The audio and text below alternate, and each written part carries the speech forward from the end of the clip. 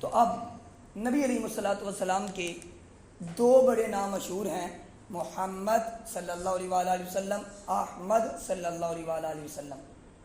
تورات میں نبی علیہ الصلوۃ والسلام کا نام محمد صلی اللہ علیہ وآلہ وسلم ہے، انجیل میں احمد صلی اللہ علیہ وآلہ وسلم ہے، دنیا میں آپ کا نام محمد صلی اللہ علیہ وآلہ وسلم ہے، اور آخرت میں آپ کا نام احمد صلی اللہ علیہ وآلہ وسلم ہے۔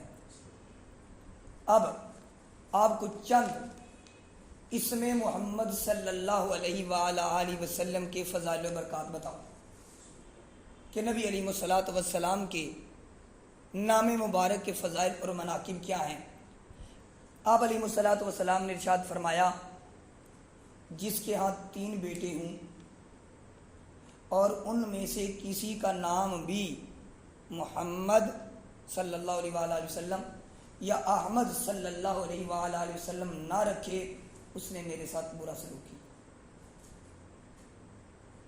فرمایا، جہاں کہیں مشورہ ہو رہا ہو اور ان مشورے میں بیٹھنے والوں میں اس نام کے لڑکے کوئی ایک بندہ جس کا نام محمد یا احمد صلی اللہ علیہ وآلہ وسلم ہو، تو اس وجہ سے اللہ رب العالمین اس مشورے کے اندر خیر و برکت عطا فرما دیتے ہیں۔ پھر نبی علیہ الصلوۃ والسلام نے فرمایا، جہاں مل بیٹھ کر کھانا کھایا جائے اور کھانا کھانے والوں میں محمد صلی اللہ علیہ وآلہ وسلم اور احمد صلی اللہ علیہ وآلہ وسلم کا کوئی شخص بیٹھا ہوا ہے، تو اس کی وجہ سے اللہ پاک اس کھانے کے اندر برکت پیدا فرما دیتے ہیں۔ پھر فرمایا، اپنی اولاد کا نام میرے نام پر رکھو، محمد یا احمد صلی اللہ علیہ وآلہ وسلم۔ پھر فرمایا کہ جس نے اپنی اولاد میں سے کسی کا نام محمد یا احمد صلی اللہ علیہ وآلہ وسلم رکھا، وہ بغیر حساب کتاب کے جنت میں داخل کر دیا جائے گا۔ پھر فرمایا، قیامت کے دن اعلان ہوگا، وہ کھڑے ہو جائیں جن کا نام محمد صلی اللہ علیہ وآلہ وسلم ہے، وہ کھڑے ہو جائیں، وہ لوگ کھڑے ہو جائیں گے۔ جب کھڑے ہو جائیں گے تو اللہ رب العالمین ارشاد فرمائیں گے، تم نے میرے پیغمبر علیہ الصلوۃ والسلام کی محبت میں تمہارے والدین نے نام رکھا تمہارا، تو اس نام کی برکت کی وجہ سے کہ تمہارا نام محمد صلی اللہ علیہ وآلہ وسلم ہے، بغیر حساب کتاب کے اندر جنت میں داخل ہو جاؤ۔ باپ بھی بغیر حساب کتاب کے جنت میں داخل، اور جس کا نام ہے وہ بھی بغیر حساب کتاب کے اندر جنت میں داخل۔ فرمایا، قیامت کے دن ہر شخص کو اس کے نام سے پکارا جائے گا۔ ایک شخص ایسا ہوگا، ایک ہستی ایسی ہوگی جس کو اس کے نام سے نہیں پکارا جائے گا، بلکہ اسے پکارا جائے گا ابو محمد صلی اللہ علیہ وآلہ وسلم، اس نام سے پکارا جائے گا۔ تو وہ حاضر ہو جائیں گے، اور وہ حضرت ہیں حضرت آدم علیہ السلام۔ ان کو نبی علیہ فضیلت دینے کے لیے آدم علیہ السلام کو کہ آپ کی اولاد میں میرا نبی آپ کی اولاد میں سے پیدا ہوا ہے، تو ان کو اس نام سے پکارا جائے گا۔ پھر فرمایا کہ بنی اسرائیل کے ایک شخص تھا جو 100 سال تک گناہوں کے اندر مبتلا تھا، لوگوں کے اندر اس کی کوئی ویلیو نہیں تھی۔ جب مر گیا تو لوگوں نے اسے پھینک دیا کوڑا کرکٹ کے اوپر۔ اللہ رب العالمین کی طرف سے موسیٰ علیہ السلام کو حکم ہوا، جائیے میرے اس بندے کا جنازہ پڑھیے۔ موسیٰ علیہ السلام آ گئے۔ جب موسیٰ علیہ السلام تشریف لے کر آئے تو بندہ دیکھا تو وہ بھی حیران ہو گئی، یہ کیا ماجرا ہے؟ اللہ تعالیٰ سے پوچھا، اے اللہ یہ کیا ماجرا ہے؟ تو اللہ رب العالمین نے فرمایا، اے موسیٰ یہ بندہ گناہ گار ہے، اور میرا بڑا ہی گناہ گار بندہ ہے، میرے علم میں ہے، لیکن جب یہ تیری تورات پڑھتا تھا تو تیری تورات میں میرے پیارے نبی علیہ الصلوۃ والسلام کا محمد صلی اللہ علیہ وآلہ وسلم نام آتا تھا۔ کیسے یہ لکھا ہے؟ تو ویسے چومتا تھا، میرے پیغمبر علیہ الصلوۃ والسلام کے نام مبارک کو چومتا تھا۔ میں نے اس چومنے کی برکت کی وجہ سے اس گناہوں کو معاف کر دیا ہے۔ پھر فرمایا عیسیٰ علیہ السلام کے پاس قوم کے بندے آئے، کہا کہ آپ قبروں سے لوگوں کو اٹھاتے ہیں، آپ نوح علیہ السلام کے بیٹے کو اٹھاؤ۔ عیسیٰ علیہ السلام گئے اور نوح علیہ السلام کے بیٹے سام کو اٹھایا، جو ہزاروں سال پہلے فوت ہو چکے تھے۔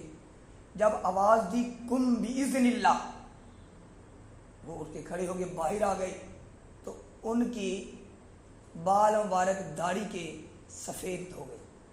عیسیٰ علیہ السلام نے کہا مجھے یہ بتایا جائے کہ جب آپ پیدا ہوئے تھے، آپ جب فوت ہوئے تھے، آپ کے داڑھی کے بال کالے تھے، سفید کیسے ہو گئے؟ انہوں نے کہا جب آپ نے آواز لگائی قم بِإِذْنِ اللہ تو میں نے سمجھا کہ حشر برپا ہو گئے، اس کے ڈر کی وجہ سے میرے کالے بال سفید ہو گئے۔ اور باتیں ہوتی رہیں، سوالات ہوتے رہے۔ سوالات کے بعد انہوں نے کہا، عیسیٰ علیہ السلام نے کہا جاؤ واپس چلے جاؤ۔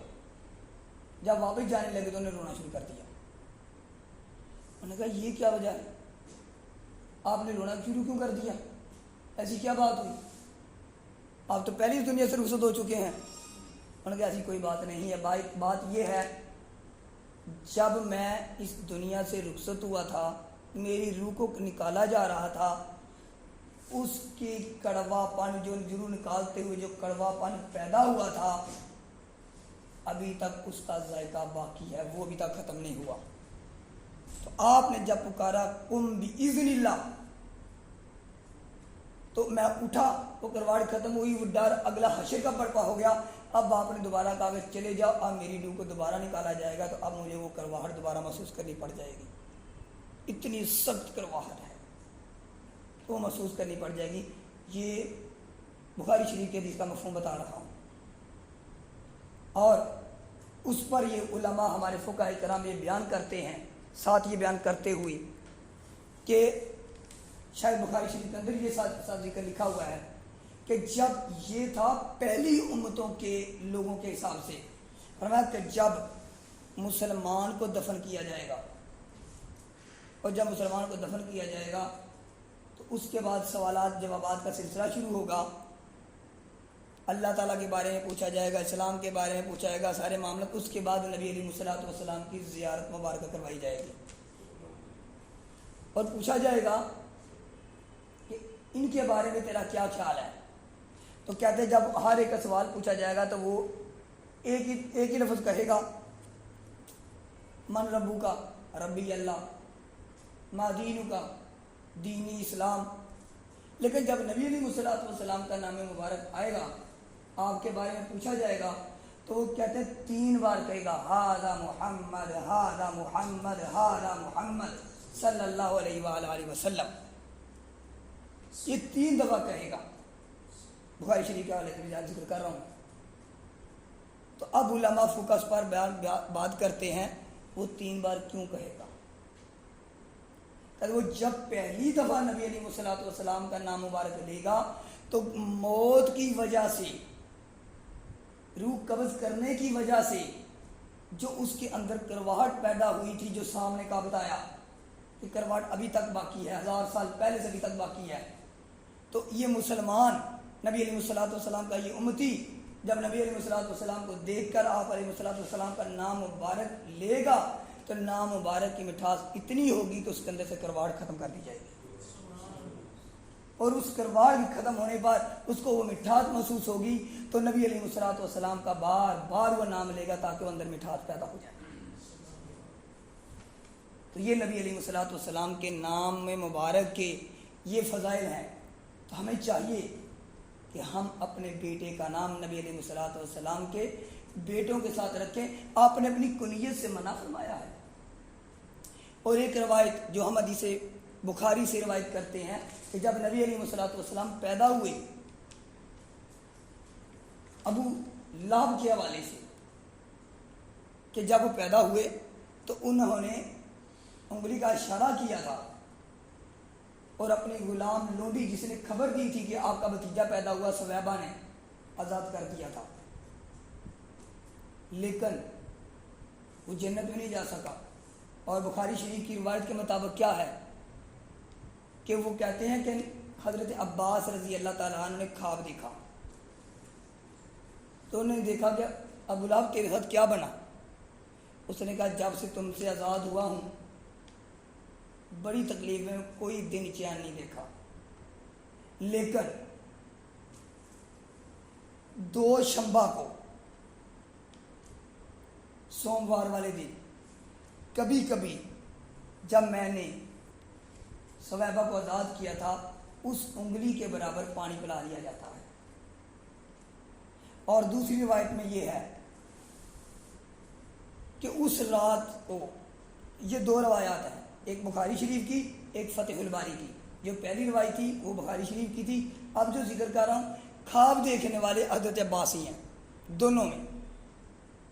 اور کیا ہے کہ 2 شنبہ کو عذاب میں تخفیف کر دی جاتی ہے، اس سوموار والے دن تخفیف کر دی جاتی ہے۔ اور نبی علیہ الصلوۃ والسلام کیا کرتے تھے؟ سوموار کو روزہ رکھتے تھے۔ پوچھا گیا، فرمایا کہ یہ میرے پیدا ہونے کا دن ہے۔ لیکن ابو لہب اتنی بڑی فضیلت، اتنی بڑی ایک عذاب کے اندر تخفیف ہو رہی ہے صرف آزاد کرنے پر، یہ واحد وہ لعین شخص ہے جس کا نبی علیہ الصلوۃ والسلام کے دشمنوں میں، جس کا اللہ نے قرآن میں ذکر لے کر نام لیا ہے اور ہلاکت کا ذکر کیا ہے۔ ابو جہل ہے، اس سے بڑے بڑے عتبہ اس کے بچے ہیں، اور بہت سارے دشمن ہیں، کسی کا اللہ نے نام لے کر قرآن کے اندر مذمت نہیں فرمائی سوائے اس کے۔ سورۃ اللہب اسی کے نام پر ہے۔ اس کا جو لہب ہے، لہب کا مطلب ہے آگ جیسا چمکنا، کہ اس بہت خوبصورت بڑا حسین چہرہ تھا اس کا۔ آگ، تو لوگوں نے اس کو آگ کے لحاظ سے اس کو تشبیہ دے دی، ابو لہب کے لفظ سے مشہور ہو گیا۔ تو جب نبی علیہ الصلوۃ والسلام نے ذکر فرمایا کہ جب اللہ تعالیٰ نے ارشاد فرمایا وَأَنذِرْ عَشِيرَتَكَ الْأَقْرَبِينَ، حکم ہوا کہ تبلیغ کرے اپنے رشتہ داروں کو، تو آپ نے اپنے رشتہ دار قریش کو بلایا اور فرمایا، مجھے ذکر آتا ہے کہ اگر میں تمہیں کہوں کہ اس پہاڑ کے پیچھے ایک قوم تمہیں تباہ کرنے کے لیے آ رہی ہے، تم یقین کرو گے؟ سب نے کہا جی ضرور۔ اور ذکر کہا کہ پھر کہو قولوا لا الہ الا اللہ، توحید کا پیغام دیا۔ تو اس وقت سب سے پہلے یہ شخص تھا ابو لہب، جو آپ کا چچا بھی ہے۔ سب سے پہلے اس نے ایک روایت میں آتا ہے پتھر اٹھا کر پتھر پھینکا اور ایک طرف کی اشارہ کر کے کہ تو نے ہمیں اس لیے بلایا تھا، اور ساتھ کچھ الفاظ کہے جس کا مطلب ہلاک ہونے کے متعلق ہے نبی علیہ الصلوۃ والسلام کے حوالہ سے۔ تو نبی علیہ الصلوۃ والسلام خاموش تھے کہ اللہ رب العالمین نے سورۃ اللہب نازل کر دی،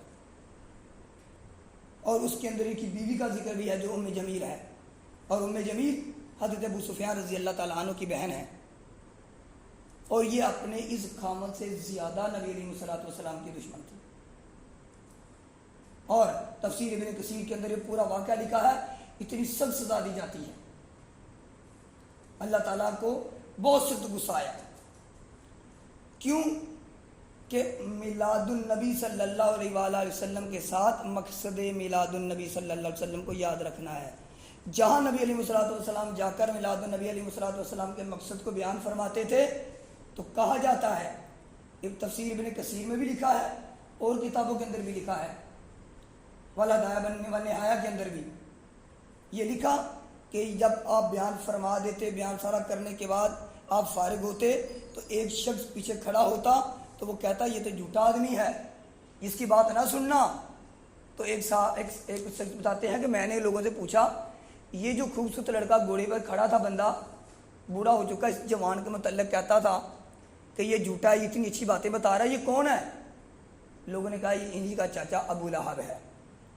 تو کہا کہ اگر نبی علیہ الصلوۃ والسلام جس علاقے میں جا کر مقصد میلاد النبی علیہ الصلوۃ والسلام کا تذکرہ کرتے تھے، تو آپ کا یہ چچا ابو لہب آپ کی تذلیل کرنے کے لیے، آپ کو جھوٹا قرار دینے کے لیے، آپ کو جھوٹا کہہ کر لوگوں کو بتایا کرتا تھا کہ میرا بھتیجا یہ جھوٹا ہے، اور لوگوں کو بتاتا کہ کیا تم لات منات کو چھوڑ دو گے اور اس کے رب کے بارے میں بات کرو گے، اور اگر غلطی سے یہ ٹھیک بھی ہوا میرا بھتیجا میرے پاس اتنا مال ہے میں قیامت والے دن اللہ کو مال دے کر اپنے چھٹکارا حاصل کر لوں گا.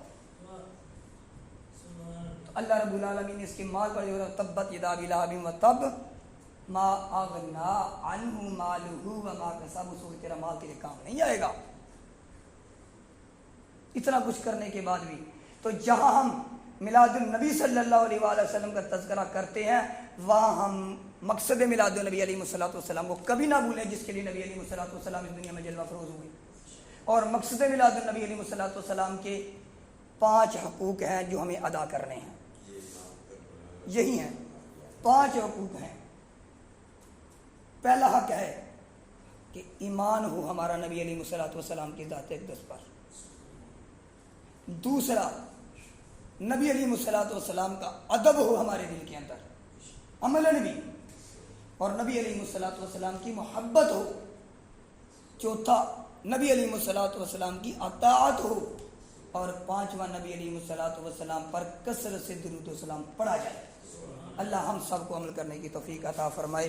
وما علینا الا البلاغ المبین.